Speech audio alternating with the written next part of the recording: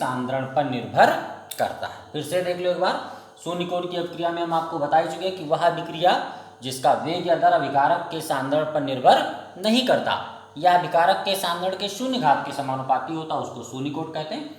ए से हमने उत्पाद बनाया, वेग या दर निकाला, तो ए की पावर 0 की, क्योंकि शून्य कोटि की अभिक्रिया है, 0 का मतलब 1 हो गया, यह आ गया। इसका हमने मात्रक निकाल लिया, क्योंकि dx सांद्रता में परिवर्तन है तो मोल प्रति लीटर हो गया, गुणे समय हो गया। ठीक, फिर हमने समीकरण 1 का समाकलन किया, x बटे टी बराबर क्या आया। फिर हमने माना कि यदि t बराबर क्या टी हाफ है तो x बराबर क्या हो जाएगा, a/2 हो जाएगा, वैल्यू पुटअप की, और क्या निकला कि टी हाफ समानुपाती क्या होता है, a होता है। यहाँ तक आप समझ गए होंगे।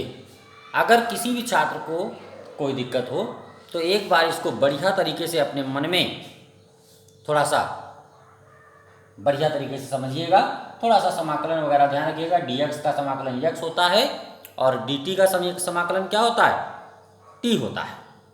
ठीक, और आसानी से आप समझ जाएंगे। क्लियर बात।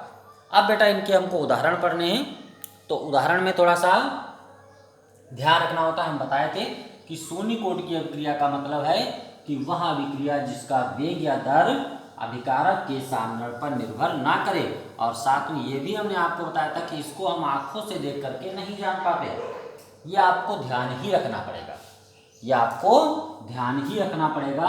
आंखों से देख करके आप नहीं जान पाओगे कि कौन सी अभिक्रिया शून्य कोटि की है और कौन सी प्रथम कोटि है। एक तो आपको पता ही है कि अगर हम H2 और Cl2 का सूर्य के प्रकाश की उपस्थिति में योग कराएं तो क्या बनता था, 2 मोल HCl बनता था।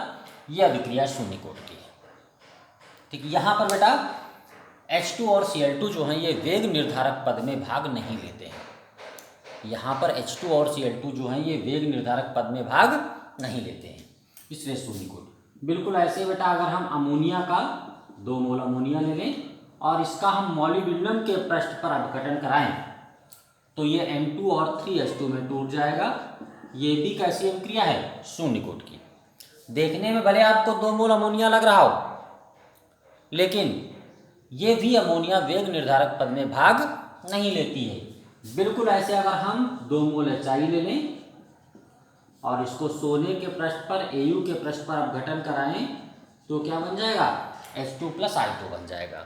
अगर हम 2 मोल HI लेकर के उसका अपघटन कराएं Au के पृष्ठ पर तो ये भी शून्य कोटि की अभिक्रिया है। ये तीनों अभिक्रियाएं आपको उदाहरण के रूप में ध्यान रखनी पड़ेंगी, क्योंकि बार बार हम इस बात को बोल रहे हैं कि आंखों से देख करके किसी भी रासायनिक अभिक्रिया की कोटि का निर्धारण आप नहीं कर सकते। कोटि का जो निर्धारण होता है वो प्रयोगों के आधार पर किया जाता है। ठीक बात, तो उदाहरण आप लोग समझ गए होंगे। अब इसके बेटा विशेष लक्षण होते हैं कि जो शून्य कोटि अभिक्रिया हमने पढ़ी उसमें हमने क्या पढ़ा, उसके क्या लक्षण हैं। तो लक्षण के लिए पहली बात तो 1-2 आपको फार्मूले पता होने चाहिए।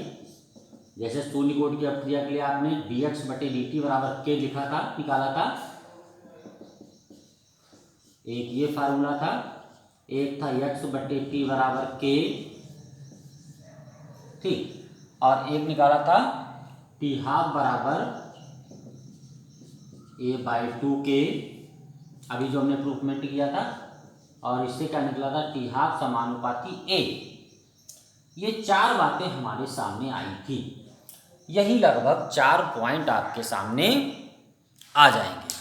ठीक, पहली बात, इस अभिक्रिया का जो शून्य कोटि की अभिक्रिया है, इस शून्य कोटि की अभिक्रिया का वेग सदैव स्थिर रहता है।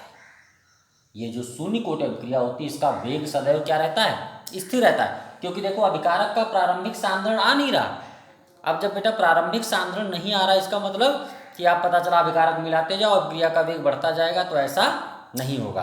क्योंकि जब अभिकारक के सांद्रण पर निर्भर ही नहीं कर रहा है, कौन, वेग, अर्धायुकाल नहीं, वेग, जो वेग है वो अभिकारक के प्रारंभिक सांद्रण पर निर्भर नहीं कर रहा है। अब जब प्रारंभिक सांद्रण पर निर्भर नहीं कर रहा है तो इसका वेग सदैव क्या रहेगा, स्थिर रहेगा। पहली बात, शून्य कोटि की अभिक्रिया का वेग सदैव स्थिर रहता है। ठीक बेटा। दूसरी बात, जो शून्य कोटि की अभिक्रिया होती है, ये पहला पॉइंट हो गया, जो शून्य कोटि की अभिक्रिया होती है ये सदैव पूर्ण होती है। शून्य कोटि की अभिक्रिया जो होती है सदैव क्या होती है, पूर्ण होती है। और बेटा पूर्ण होने में जो लगा समय होता है वो क्या होता है, x/t होता है। शून्य कोटि की अभिक्रिया सदैव पूर्ण होती है और पूर्ण होने में जो समय लगता है वो क्या होता है, x/t होता है। क्लियर बात। तीसरी बात, इसके बेटा जो वेग का मात्रक होता है, जो वेग का मात्रक होता है क्योंकि बराबर है, वेग का मात्रक वेग स्थिरांक के बराबर होता है, या इसका वेग वेग स्थिरांक के क्या होता है, बराबर होता है, या इसके वेग का मात्रक वेग स्थिरांक के मात्रक के बराबर होता है। अगली बात अगर हम कहें तो जो बेटा अर्धायुकाल होता है, अर्धायुकाल वो अभिकारक के प्रारंभिक सांद्रण के समानुपाती होता है। जो अर्धायुकाल है वो अभिकारक के प्रारंभिक सांद्रण के क्या होता है, समानुपाती होता है। शून्य कोटि की अभिक्रिया का जो अर्धायुकाल है वो अभिकारक के प्रारंभिक सांद्रण के समानुपाती होता है। तो ये पॉइंट आप समझ गए होंगे। शून्य कोट आपका कंप्लीट हो गया। अगर आप चाहना तो इसके ग्राफ वगैरह थोड़े से किताब से देख करके बना सकते हो। ठीक बात।